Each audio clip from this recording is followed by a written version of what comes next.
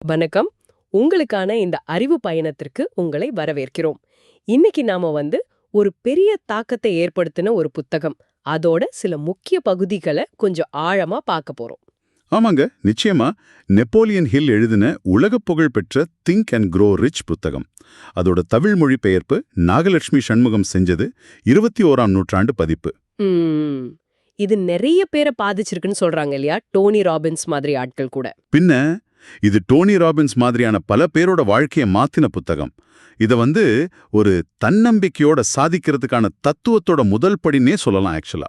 சரி, அப்போ நம்ம நோக்கம் என்னன்னா, இந்த புத்தகத்துல சொல்ற வெற்றிக்கும் செல்வத்துக்கும் அடிப்படையா இருக்கிற சில முக்கியமான விதிகள், கொள்கைகள், அத நாம புரிஞ்சுக்கணும். கரெக்ட். குறிப்பா ஆண்ட்ரூ கார்னெகி சொன்னத ஒரு இரகசியம் பத்தி பேசப்படுதே, அது என்னவா இருக்கும்னு கொஞ்சம் பார்க்கலாம். ஆமா. இந்த அலசல்ல நாம முக்கியமா கொழுந்து விட்டெறிகிற ஆசை, அசைக்க முடியாத நம்பிக்கை, அப்புறம் அறிவையும் கற்பனையும் எப்படி பயன்படுத்துறது, விடாமுயற்சி, இது எல்லாத்தையும் பத்தி கொஞ்சம் விரிவா பேச போறோம். கதைகளோட சேர்த்து. ஆமா, உதாரண கதைகளோட. சரி, இதுக்குள்ள கொஞ்சம் ஆழமா போமா? கண்டிப்பா. இது ஆரம்பிச்சதே ஒரு சுவாரஸ்யமான சவால்ல இருந்துதாங்க. அமெரிக்காவோட பெரிய எஃகு தொழிலதிபர் ஆண்ட்ரூ கார்னெகி இருக்காரு இல்லையா? Carnegie steel. அவரேதான். அவர் ஒரு இளம் பத்திரிகையாளர் நெப்போலியன் ஹில்லுக்கு ஒரு சவால் விட்டார். என்ன சவால் அது? ஏதோ பெரிய மனுஷங்களோட இரகசியத்தை கண்டுபிடிக்க சொன்ன மாதிரி சொல்லுவாங்க. அதேதான். கார்னெகிக்கு ஒரு நம்பிக்கை, வெற்றிங்கிறது ஏதோ தற்செயலா வர்றதில்ல, அதுக்குன்னு சில கொள்கைகள் இருக்கு, அதை யாரு வேணாலும் கத்துக்க முடியும்னு நம்பினாரு. ஓ, அப்படியா? அதனால ஹில் கிட்ட சொன்னார், நீ போய் நம்ம நாட்டுல இருக்கிற பல வெற்றிகரமான மனிதர்களை, தொழிலதிபர்களை, தலைவர்களை எல்லாம் சந்திச்சு பேசு, அவங்களோட வெற்றி கொள்கைகள் என்னன்னு கண்டுபிடிச்சு அதையெல்லாம் தொகுத்து ஒரு தத்துவமா உருவாக்கு அப்படின்னு. பெரிய டாஸ்க் ஆச்சே இது. ஆமா, ஆனா இதுல ஒரு கண்டிஷன் போட்டார் பாருங்க. என்ன கண்டிஷன் அது? காசு பணம் எதுவும் தரமாட்டேன்ட்டாரா? கிட்டத்தட்ட அப்படிதான். அவர் சொன்னார், நான் உனக்கு இந்த பெரிய ஆட்களோட அறிமுகம் வேணும்னா செஞ்சு வைக்கிறேன், ஆனா இதுக்கான செலவு, உன் பயணச் செலவு, தங்குற செலவு எல்லாம் நீதான் பாத்துக்கணும்ட்டாரு. அடேங்கப்பா. நினைச்சு பாருங்க, இது சாதாரண விஷயம் இல்ல. ஒரு இளம் பத்திரிகையாளருக்கு இது எவ்வளோ பெரிய சவால். ஆனாலும் ஹில் அந்த சவாலை ஏத்துக்கிட்டார். கிட்டத்தட்ட 20 வருஷம் இதுக்காக மெனக்கிட்டார். யோசிச்சு பாருங்க. 20 வருஷமா? அப்போ அந்த ரகசியம் அவ்வளவு ஒரு முக்கியமானதா இருக்கணும். ஆனா புத்தகம் அத நேரடியா சொல்லலேன்னு ஒரு பேச்சு இருக்கு. அது உண்மையா? உண்மைதான். அது ஒரு புதையல் மாதிரிதாங்க. நேரடியா இந்தான்னு புடுக்கப்படல. ஆனா ஹில் என்ன சொல்றாருன்னா, யாரு உண்மையா அதை தேடுறாங்களோ, யாரு மனதளவுல தயாரா இருக்கிறாங்களோ, அவங்களுக்கு அது தானா புரியும். ஓ. அதுக்கு ஒரு விலை கொடுக்கணும்னு சொல்றாரு. ஆனா அது பணம் இல்ல. அது முயற்சி, அந்த மன தயாரிப்பு. இன்ட்ரெஸ்டிங்கா இருக்கு. இன்னொரு சுவாரஸ்யமான விஷயம் என்னன்னா, அந்த ரகசியத்துக்கு 2 பாகம் இருக்கணும். அதுல ஒரு பாகம் தேடுறவங்க கிட்ட ஏற்கனவே இருக்கணும்னு சொல்றாங்க. இது என்ன பெரிய புதிர் மாதிரி இருக்கே. சரி, இந்த ரகசியத்தை தேடுற பயணத்துல ஹில் கண்டுபிடிச்ச முதல் முக்கியமான விஷயம் நீ எதை சொல்றார்? அந்த கொழுந்து விட்டெறியும் ஆசையா? அதேதான். இதுதான் அஸ்திவாரம்னே சொல்லலாம். சும்மா ஏதோ தேணும்னு நினைக்கிற ஆசை இல்ல.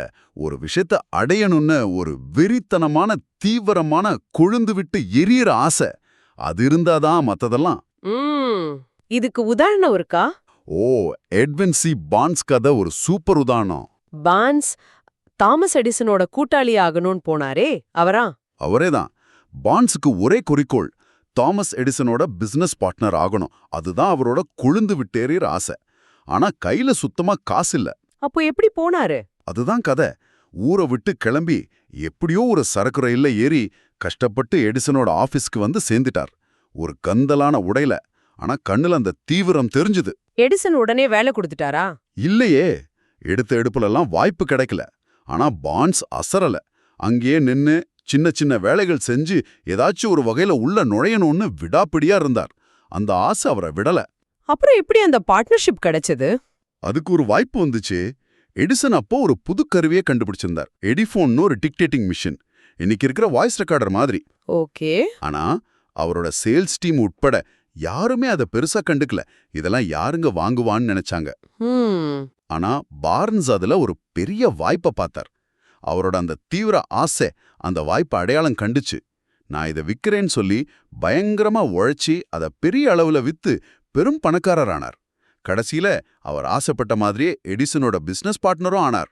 அப்போ இதுல இருந்து நாம கத்துக்க வேண்டியது, அந்த ஆசை மட்டும் போதாது, குறிக்கோள் தெளிவா இருக்கணும். எவ்ளோ தடங்கள் வந்தாலும் விடவே கூடாது. மிகச்சரியா சொன்னீங்க. விடாமுயற்சி.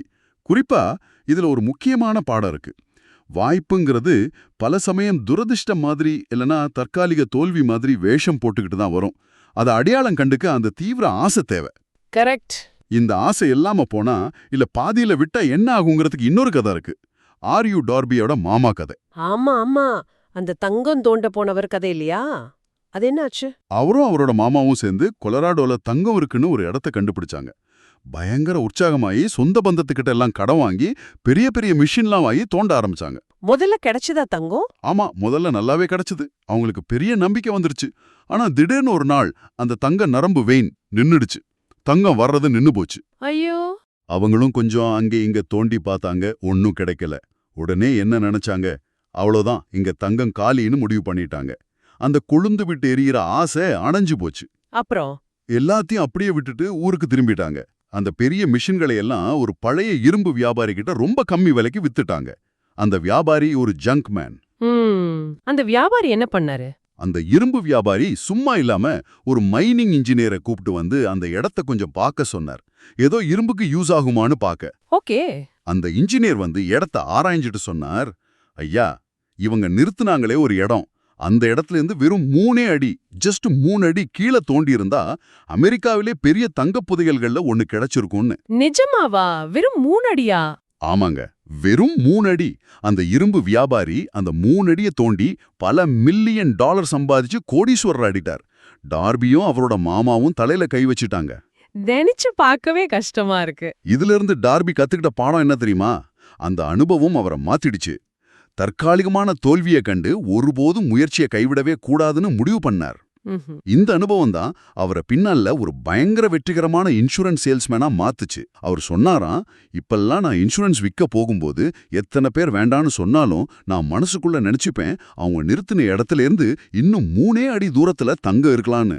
அதனால அவர் முயற்சியை விடவே இல்ல. வாவ்! அப்போ அந்த தீவிர ஆசையும் தற்காலிக தோல்வியை கண்டு துவழாத மனப்பான்மையும், இது ரெண்டும் ஒன்னோட ஒன்னு ரொம்ப நெருக்கமா போகுது. கரெக்ட். அதுதான் விடாமுயற்சிக்கு அடிப்படை. இது நம்மள அடுத்த முக்கியமான விஷயத்துக்கு கூட்டிட்டு போகுது, நம்பிக்கை. ஆசை மட்டும் இருந்தா போதுமா? அதை அடைய முடியும்னு ஒரு அசைக்க முடியாத நம்பிக்கை வேண்டாமா? நிச்சயமா வேணும். ஆசைங்கிறது ஒரு விதைனா, நம்பிக்கைங்கிறது அதை முளைக்க வைக்கிற தண்ணீர் மாதிரி, உர மாதிரி. ஹில் சொல்றாரு, நம்பிக்கைங்கிறது சும்மா வராது, அது ஒரு மனநிலை. அதை நம்மளால உருவாக்க முடியும், வளர்க்க முடியும். எப்படி? அது எப்படி வளர்க்கிறது? சுய உறுதிமொழிகள் மூலமா. அதாவது ஆட்டோ சஜஷன்னு சொல்றாரு. நம்ம ஆழ் மனசுக்கு திரும்ப திரும்ப பாசிட்டிவான கட்டளைகளை கொடுக்கறது மூலமா. ஆழ் மனசுக்கு கட்டளை கொடுக்கறதா? அது என்ன? அது எப்படி வேலை செய்யும்? அது நல்லது கெட்டதுன்னு பிரிச்சு பாக்குமா? அதுதான் இதுல முக்கியமான பாயிண்ட். நம்ம ஆழ் மனசுக்கு நல்லது எது கெட்டது எதுன்னு வித்தியாசம் பார்க்க தெரியாது. நீங்க எதை திரும்ப திரும்ப ஆழமா நினைக்கிறீங்களோ, குறிப்பா உணர்ச்சிகளோட கலந்து நினைக்கிறீங்களோ. உணர்ச்சிகளோடவா? ஆமா, வெறும் வார்த்தை இல்ல. பயம், நம்பிக்கை, காதல், கோபம், இந்த மாதிரி தீவிர உணர்ச்சிகளோட கலந்து நீங்க எதை நினைக்கிறீங்களோ அதை அது நிஜமாக்க முயற்சி பண்ணும். நீங்க பணக்காரன் ஆக போறேன்னு தீவிரமா நம்பி அந்த உணர்ச்சியோட திரும்ப திரும்ப மனசுக்குள்ள சொன்னா உங்க ஆழ் மனசு அதுக்கான வழிகளை தேட ஆரம்பிக்கும். அது சம்பந்தமான வாய்ப்புகளை உங்க கவனத்துக்கு கொண்டு வரும். அப்போ எதிர்மறையா நினைச்சா? அதேதான். தோல்வி அடைஞ்சிருவேனோ முடியாதோன்னு பயத்தோட இருந்தா உங்க ஆழ் மனசு அந்த பயத்தை நிஜமாக்குறதுக்கான சூழ்நிலைகளை ஈர்க்க ஆரம்பிக்கும். அதனால நீங்க என்ன நினைக்கிறீங்கிறது ரொம்ப முக்கியம். இதுக்கு ஹில்லோட சொந்த வாழ்க்கையில நடந்த ஒரு சம்பவமே பெரிய உதாரணம்னு படிச்சிருக்கேன். அவரோட மகனை பத்தி. ஆமா, அது ஒரு ரொம்ப சக்தி வாய்ந்த கதை, மனதை உருக்கும் கதை கூட. ஹில்லோட மகன் பிளேயர் பிறக்கும்போதே காதுகள் சரியா உருவாகாம பிறந்தான். வெளிக்காதுகள் இல்ல. ஓ, அப்படியா? டாக்டர்ஸ்லாம் என்ன சொல்லிட்டாங்கன்னா, இவனுக்கு வாழ்நாள் முழுக்க காது கேட்காது, அதனால பேசவும் முடியாது, வாய் பேச முடியாதவனா தான் இருப்பான் அப்படின்னு கைவிரிச்சிட்டாங்க. ஆனா ஹில் ஒரு தந்தை இல்லையா, அவர் அதை ஏத்துக்கவே இல்லை. தன் மகனுக்கு எப்படியாவது கேட்கிற திறனை கொண்டு வரணும்னு தீவிரமா ஆசைப்பட்டாரு. அதை அசைக்க முடியாம நம்பினாரு. இது வெறும் ஆசை இல்ல, கொழுந்து விட்டெரியும் ஆசையா மாறிடுச்சு. அப்புறம் என்ன செஞ்சார்? இதுக்கு மேல என்ன செய்ய முடியும்? அவர் செஞ்சது ஆழ்மன தத்துவத்தை பயன்படுத்தினதுதான். அந்த நம்பிக்கையை தன் மகனோட ஆழ்மனசுல விதக்க ஆரம்பிச்சாரு. பையன் சின்ன குழந்தையா இருக்கும்போது தூங்கும்போது கூட அவன் காது கிட்ட போய் அவனுக்கு காது கேட்கும், அவன் நல்லா இயல்பா எல்லாரையும் மாதிரி இருப்பான் அப்படின்னு திரும்ப திரும்ப சொல்லிட்டு இருந்தாரு. ஓ, அவனுக்கு புரியுதோ இல்லையோ அவனுக்கு நல்ல நல்ல கதைகள் சொன்னார், பாட்டு பாடினார். முக்கியமா அவன்கிட்ட ஒரு கேட்கணுங்கிற ஆசையை உருவாக்க முயற்சி செஞ்சார். நீயும் கேட்கணும், நீயும் பேசணும்னு தூண்டினார். இது வேலை செஞ்சுதா? ஆச்சரியமா வேலை செஞ்சுது. அந்த பையனுக்கு கொஞ்சம் கொஞ்சமா எலும்புகள் வழியா சத்தம் கடத்தப்படுறது மூலமா போன் கண்டக்ஷன், அதாவது நம்ம மண்டையோட்டு எலும்புகள் வழியா ஒலி அதிர்வுகள் உள்காதுக்கு போறது மூலமா கொஞ்சம் கொஞ்சமா கேட்க ஆரம்பிச்சது. நிஜமாவா சொல்றீங்க? ஆமா. அப்புறம் கொஞ்சம் வளர்ந்ததும் ஒரு ஸ்பெஷல் கேக்குற கருவி கண்டுபிடிச்சு கொடுத்தாங்க. அதோட உதவியோட நல்லாவே கேட்க ஆரம்பிச்சான், பேசவும் கத்துக்கிட்டான். அடேங்கப்பா, டாக்டர்ஸ் முடியாதுன்னு சொன்ன ஒரு விஷயம் நடந்திருக்கு. ஆமா, அது மட்டும் இல்ல, அவன் வளர்ந்து பெரியவனானதும் தன் குறைபாடுன்னு உலகம் சொன்னதையே ஒரு பெரிய பலமா மாத்திக்கிட்டு, காது கேளாத மற்றவங்களுக்கு அந்த கேக்கும் கருவிகளை கொண்டு சேர்க்கிற ஒரு பெரிய வேலையை செஞ்சான். அவங்களுக்கு உத்வேகமா மாறினான். தன்னம்பிக்கைனா இதுதான். அப்போ இந்த நம்பிக்கை எவ்ளோ சக்தி வாய்ந்ததுன்னு புரியுது. ஆமா, இது காட்டுறது என்னன்னா, அசைக்க முடியாத நம்பிக்கை இருந்தா சூழ்நிலைகளை கூட மாத்த முடியுங்கிறது தான். இதுக்கு இன்னொரு டெக்னிக் கூட இருக்கு, நடிக்கிறது மாதிரி. நடிக்கிறதா? ஆமா, நீங்க எதை அடைய விரும்புறீங்களோ அது ஏற்கனவே கிடைச்சிட்ட மாதிரி கற்பனை பண்ணி அப்படி உணர்ந்து அப்படி நடந்துக்கிறது.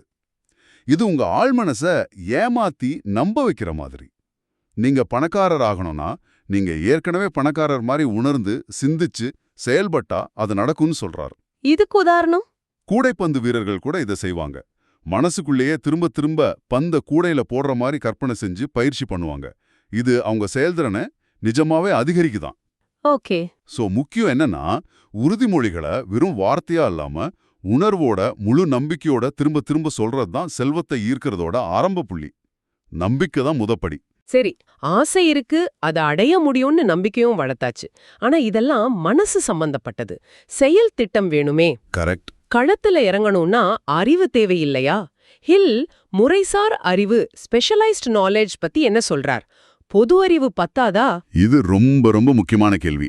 ஹில் ரொம்ப தெளிவா சொல்றார், அறிவுங்கிறது வெறும் சாத்தியமான சக்தி தான். அது தானா உங்களுக்கு பணத்தையோ வெற்றியோ கொண்டு வராது. அப்போ எப்போ அது சக்தியா மாறும்? எப்போ அந்த அறிவை ஒரு குறிப்பான குறிக்கோளை நோக்கி ஒரு தெளிவான செயல் திட்டமா ஒழுங்கமைக்கிறோமோ அப்போதான் அது நிஜமான சக்தியா மாறுது. வெறுமனே நிறைய விஷயம் தெரிஞ்சு வச்சிருக்கிறதுல பிரயோஜனம் இல்லைங்கிறார். நிறைய படிச்சவங்க, பெரிய பட்டங்கள் வச்சவங்கலாம் ஏழையா இருக்காங்க. ஆனா குறைவா படிச்சவங்க பெரிய பணக்காரங்களா இருக்காங்க இல்லையா? ஆமா, அதுக்கு காரணம் என்ன?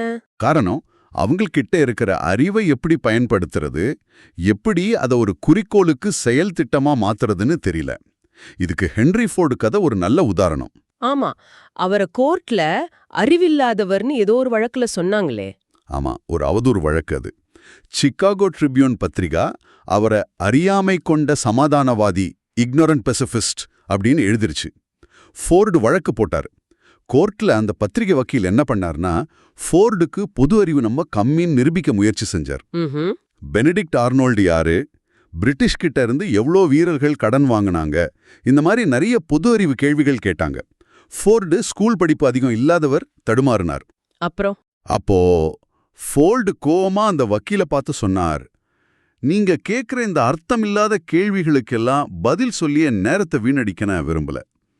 ஆனா ஒன்னு சொல்றேன், எனக்கு ஒரு விஷயம் தெரியணும்னா அதை தெரிஞ்ச சரியான ஆளை 5 நிமிஷத்துல என் ஆஃபீஸ்ல இருக்கிற இந்த பட்டன்கள்ல ஒன்று அழுத்தி இங்க வரவழைச்சி எனக்கு தேவையான தகவலை என்னால வாங்கிக்க முடியும்.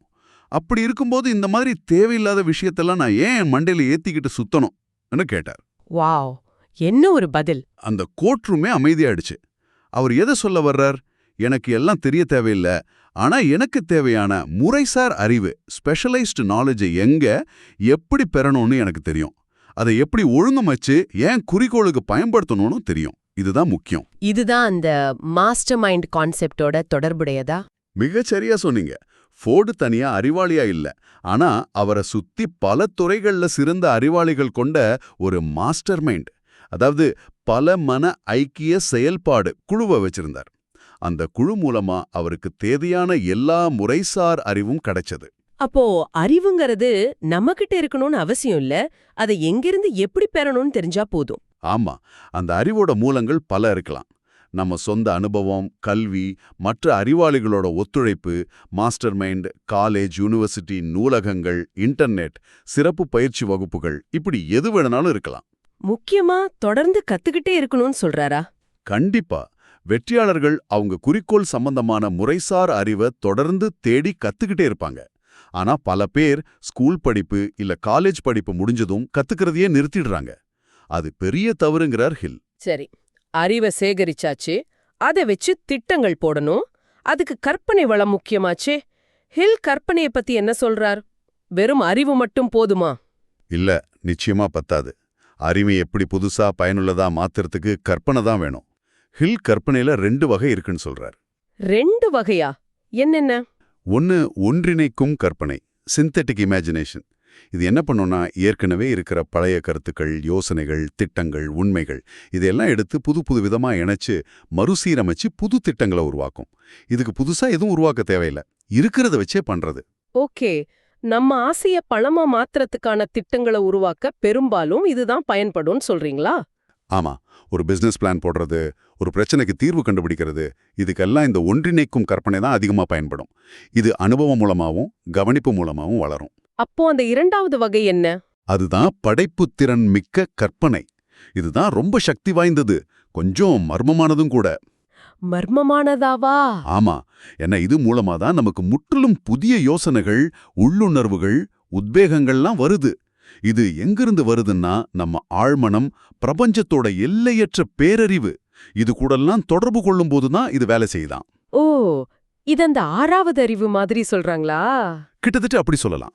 பெரிய தலைவர்கள், மாபெரும் கலைஞர்கள், இசையமைப்பாளர்கள், கண்டுபிடிப்பாளர்கள், இவங்களுக்கெல்லாம் அந்த திடீர்னு ஒரு ஐடியா வந்துருச்சு, ஒரு உள்குரல் கேட்டுச்சுன்னு சொல்லுவாங்க இல்லையா? அது இந்த படைப்புத் திறன் மிக்க கற்பனை மூலமா தான் வருது. இது எப்படி வேலை செய்யும்? இத நம்ம உணர்வுகள் தூண்டப்படும்போது, குறிப்பா தீவிர ஆசை மாதிரி வலுவான உணர்ச்சிகள் இருக்கும்போது தான் அதிகமா வேலை செய்யுமா. இத நம்மளால நேரடியா கட்டுப்படுத்த முடியாது, ஆனா இத பயன்படுத்த இது கூர்மையாகும். இதுக்கு சில உதாரணங்கள் நிறைய இருக்கு. ஆசா கேண்ட்லர் என்பவருக்கு கோகோ கோலா ஃபார்முலா ஒரு மருந்தா கிடைச்சப்போ அதை ஒரு குளிர்பானமா மாத்தி உலக புகழ் பெற வைக்கலாங்கிற ஐடியா இந்த மாதிரி ஒரு உத்வேகத்துல வந்ததுதான். கர்னல் சாண்டர்ஸ்க்கு 60 வயசுக்கு மேல KFC ஆரம்பிக்கிற ஐடியா வந்தது. ரூத் ஹேண்ட்லருக்கு பார்பி பொம்மை ஐடியா வந்தது.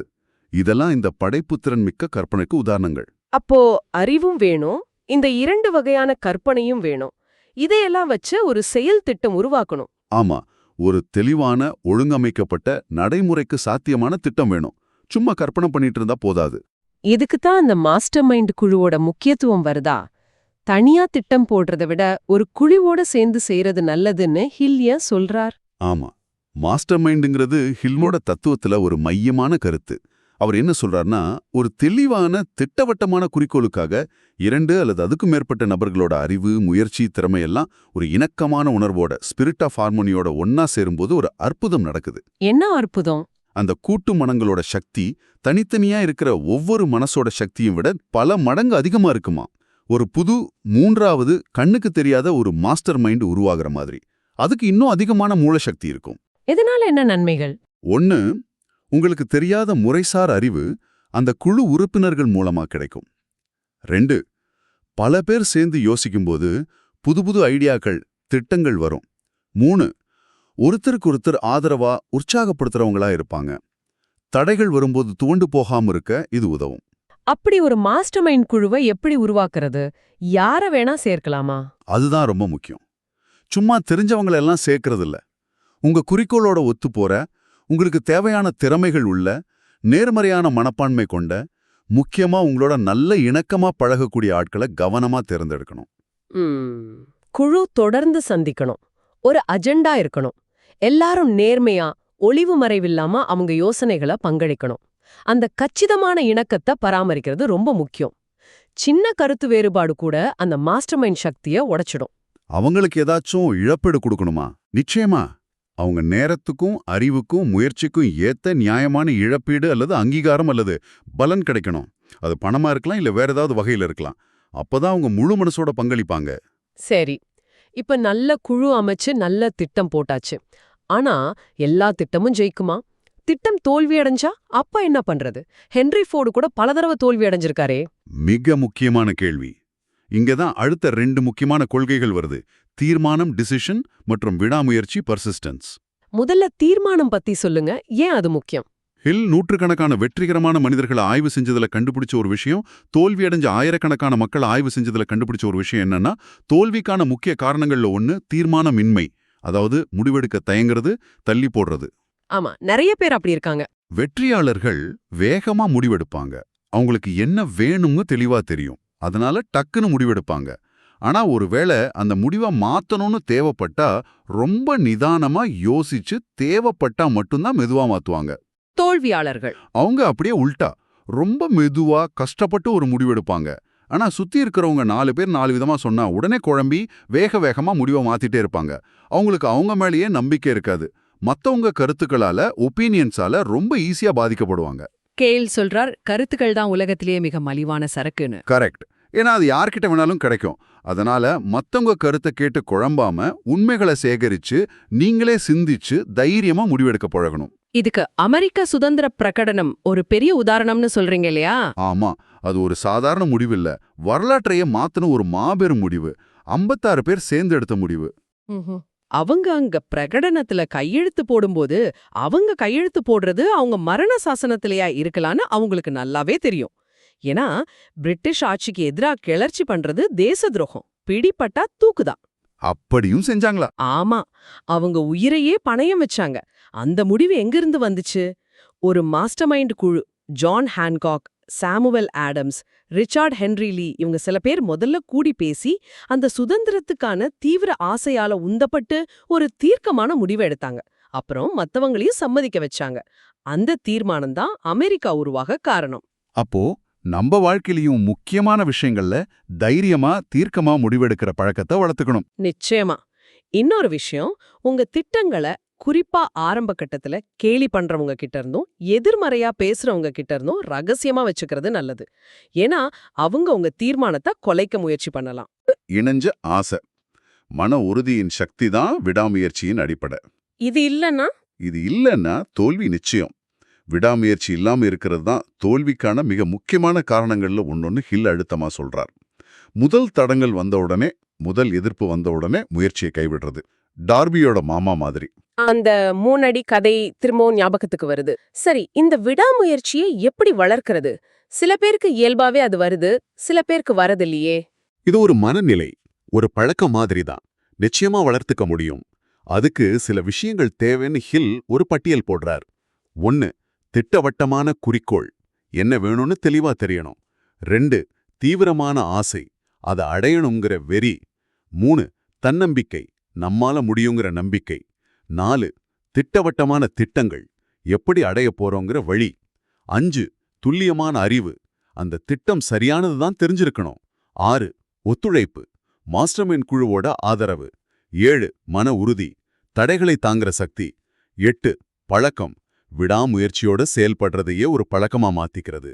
ஓகே, இது எல்லாத்தையும் சேர்க்கும்போது விடாமுயற்சி உருவாகும். ஆமா, ஹில் விடாமுயற்சி இன்மையோட அறிகுறிகள்னு சிலதை பட்டியலிடுறாரு. நாம சுயபரிசோதனை செஞ்சுக்கலாம். தோல்வியை ஏத்துக்க காரணம் தேடுறது, குறிக்கோள் தெளிவில்லாம இருக்கிறது, தள்ளி போடுறது, பிரச்சனையை எதிர்கொள்ளாம தவிர்க்கிறது, அலட்சியமா இருக்கிறது, மத்தவங்க விமர்சனத்துக்கு பயப்படுறது, இதெல்லாம் அறிகுறிகள். விடாமுயற்சி உள்ளவங்களுக்கு தோல்வியே வராதா? அப்படி சொல்ல முடியாது. ஆனா அவங்க தோல்வியே ஒரு தற்காலிக பின்னடைவா தான் பார்ப்பாங்க. அவங்க கிட்ட ஒரு ஃபெயிலியர் இன்சூரன்ஸ் இருக்கிற மாதிரி. எத்தனை தடவை விழுந்தாலும் அந்த 3 அடியை நினைச்சு எந்திரிச்சு நிப்பாங்க. விடாமுயற்சிங்கிறதும் ஒரு மனநிலை தான். ஆசை, நம்பிக்கை மாதிரி இதையும் நம்ம ஆழ் மனசுக்கு கட்டளைகள் கொடுத்து வளர்க்கலாம். சரி, இவ்ளோ பாசிட்டிவா பேசணும். ஆனா நம்மள தடுக்கிற ஒரு பெரிய சக்தி இருக்கு இல்லையா? பயம். ஆமா, ஹில் ஒரு 6 அடிப்படை பயங்களை பத்தி ரொம்ப விரிவா பேசுறார். இந்த பயங்கள் தான் நம்ம முன்னேற்றத்துக்கு பெரிய தடைகளா இருக்கு. என்னென்ன அந்த 6 பயங்கள்? 1. ஏழ்மை குறித்த பயம். பணம் இல்லாம போயிடுமோ, கஷ்டப்படுவோமோங்கிற பயம். இதுதான் ரொம்ப பொதுவான, அழிக்க கடினமான பயம்ங்கிறாரு. 2. விமர்சனம் குறித்த பயம். மத்தவங்க என்ன நினைப்பாங்களோ, என்ன சொல்வாங்களோ, கேலி பண்ணுவாங்களோங்கிற பயம். இது நம்ம புது முயற்சிகளை தடுக்கும். 3. உடல்நல குறைபாடு குறித்த பயம். நோய் வந்துடுமோ, உடம்பு முடியாம போயிடுமோங்கிற பயம். 4. அன்பை இழத்தல் குறித்த பயம். நமக்கு பிடிச்சவங்க நம்மளை விட்டு போயிடுவாங்களோ, நம்ம மேல அன்பு இல்லாம போயிடுமோங்கிற பயம். 5. முதுமை குறித்த பயம். வயசாயிடுமே, சக்தி போயிடுமே, மத்தவங்களுக்கு பாரமாயிடுவோமோங்கிற பயம். 6. மரணம் குறித்த பயம். இது எல்லா பயத்துக்கும் மூலமா இருக்கலாம். இந்த பயங்கள் எப்படி நம்மள பாதிக்குது? இந்த பயங்கள் எல்லாம் சேர்ந்து கவலை, வரி அப்படிங்கிற ஒரு மனநிலையை உருவாக்குது. கவலைங்கிறது பயத்தோட ஒரு நீட்சி தான். இது பெரும்பாலும் தீர்மானமின்மையால வருது. இது நம்மளோட முன்முயற்சி, கற்பனை, தன்னம்பிக்கை எல்லாத்தையும் முடக்கி போடும். இதை விட ஆபத்தானதுன்னு 7ஆவதா ஒன்னு சொல்றாரே, அதேனா? ஆமா, அது 7வது தீமைன்னு சொல்றார். அது என்னன்னா, எதிர்மறையான தாக்கங்களுக்கு உட்படக்கூடிய தன்மை, சசெப்டிபிலிட்டி டு நெகட்டிவ் இன்ஃப்ளூயன்சஸ். இது ரொம்ப ஆபத்தானது. ஏன்னா இது நமக்கு தெரியாமலேயே நடக்கலாம். எப்படி? நம்ம நல்லதையே நினைக்கிற நண்பர்கள், உறவினர்கள் கூட அவங்களுடைய பயங்கள், சந்தேகங்கள், எதிர்மறை எண்ணங்களை நம்ம மேல திணிக்கலாம். இதெல்லாம் உனக்கு சரிப்பட்டு வராது, ரிஸ்க் எடுக்காதன்னு சொல்லி நம்மள தடுக்கலாம். இல்லனா செய்திகள், சமூக ஊடகங்கள் மூலமா வர்ற எதிர்மறை தகவல்கள், இல்லனா நம்மளே நமக்குள் வளர்த்துக்கிற எதிர்மறை மனப்பான்மை கூட நம்மள முடக்கி போடலாம். அப்போ இந்த பயங்களையும் எதிர்மறை தாக்கங்களையும் எப்படி ஜெயிக்கிறது, தப்பிக்கிறது? முதல்ல இந்த பயங்கள் நம்மகிட்ட இருக்கான்னு சுய பரிசோதனை செஞ்சு அதை நேர்மையா ஒத்துக்கணும். அப்புறம் ஹில் சொல்ற ஒரு முக்கியமான விஷயத்த ஞாபகம் வச்சுக்கணும். இந்த பிரபஞ்சத்துல உங்ககிட்ட முழுமையான 100% கட்டுப்பாடு இருக்கிற ஒரே ஒரு விஷயம் இருக்குன்னா அது உங்களுடைய எண்ணங்கள் தான். நம்ம எண்ணங்களா? ஆமா, உங்களால உங்க எண்ணங்களை கட்டுப்படுத்த முடியும். அந்த சக்தியை பயன்படுத்தி இந்த பயங்களும் எதிர்மறையான தாக்கங்களும் உங்க மனசுக்குள்ள, உங்க ஆழ் மனசுக்குள்ள போகாம தடுக்கணும். உங்க மனக்கதவை நீங்க தான் காவல்காரனா இருந்து காக்கணும். நேர்மறையான உங்க குறிக்கோளுக்கு வலு சேர்க்கிற எண்ணங்களை மட்டும் உள்ளே அனுமதிக்கணும். உங்க மனச நீங்களே கட்டுப்படுத்தணும். ஆஹா, மொத்தத்துல திங்க் அண்ட் க்ரோ ரிச் சொல்றது என்னன்னா, வெற்றி, செல்வம் இதெல்லாம் ஏதோ அதிர்ஷ்டத்தால வர்றதில்ல. அது ஒரு குறிப்பிட்ட மனப்பான்மை, சில தெளிவான கொள்கைகள், தீவிர ஆசை, நம்பிக்கை, முறைசார் அறிவு, கற்பனை, ஒழுங்கமைக்கப்பட்ட திட்டம், தீர்மானம், விடாமுயற்சி, இந்த பயங்களெல்லாம் ஜெயிக்கிறது. இதையெல்லாம் சரியா புரிஞ்சுக்கிட்டு விடாம செயல்படுத்துறதுலேருந்து வருது. மிக சரியா சொன்னீங்க. அந்த இரகசியம்னு சொல்லப்பட்டது கூட ஒரு மந்திரமோ தந்திரமோ இல்ல. அது பெரும்பாலும் இந்த கொள்கைகளெல்லாம் எப்படி ஒருங்கிணைச்சு ஒரு குறிப்பிட்ட மனநிலையிலிருந்து செயல்படுறதுங்கிறது ஒரு சிந்தனை முறை, ஒரு செயல்முறை தான். அத இந்த புத்தகத்தோட ஒவ்வொரு அத்தியாயத்தோட வரிகள்லையும் தேடி கண்டுபிடிக்கிறது உங்க கையில தான் இருக்கு. நீங்க கேட்டுக்கிட்டு இருக்கும்போது இதெல்லாம் வெறும் தியரி இல்ல, வெறும் கருத்துக்கள் இல்ல. இதெல்லாம் நீங்க நிஜமா உங்க வாழ்க்கையில உங்க இலக்குகளை அடையறதுக்கு பயன்படுத்தக்கூடிய கருவிகள்னு புரிஞ்சுக்குங்க. அந்த இரகசியம் உங்களுக்குள்ளேயே கூட இருக்கலாம். அது தட்டி எழுப்ப வேண்டியதுதான் பாக்கி. ஆமா. சரி, இறுதியா உங்களுக்காக ஒரு சிந்தனைக்கு. உங்களுடைய ஆதிக்க எண்ணங்கள், அதாவது உங்க மனசுல பெரும்பாலும் ஓங்கி நிக்கிற எண்ணங்கள், உங்க யதார்த்தத்தை ஒரு காந்தம் மாதிரி ஈர்க்கும்னு ஃபில் சொல்றாரு. அப்படி பார்த்தா இந்த நிமிஷம், இந்த நொடியில உங்களோட மனசுல ஓங்கி நிக்கிற ஆதிக்க எண்ணம் எது? அது உங்களுக்காக என்ன மாதிரியான ஒரு யதார்த்தத்தை ஈர்த்துக்கிட்டு இருக்கு? கொஞ்சம் யோசிச்சு பாருங்க. இந்த ஆழமான அலசல்ல எங்களோட இணைஞ்சிருந்த உங்களுக்கு எங்களோட நன்றி.